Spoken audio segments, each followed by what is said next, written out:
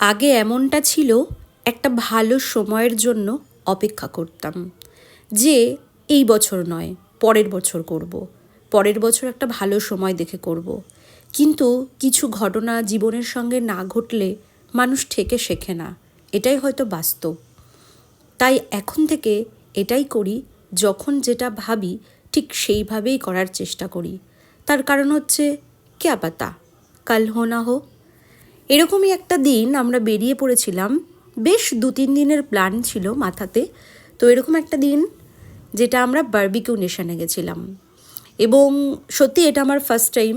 হয়তো তোমাকে অনেকেই হয়তো তোমরা হাসবে যে বারবিকিউ নেশন ফার্স্ট টাইম। হ্যাঁ গো, আমি প্রত্যন্ত গ্রামের একটা মেয়ে এবং একদম মধ্যবিত্ত ফ্যামিলি থেকে বিলং করি, যেখানে বারবিকিউ নেশন বা এরকম কোনো বড় রেস্টুরেন্টে খাওয়ার কথা আমার কাছে স্বপ্ন।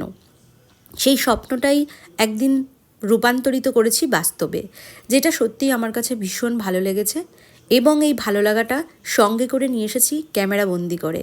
আজ তোমাদের সঙ্গে শেয়ার করলাম। Thank you.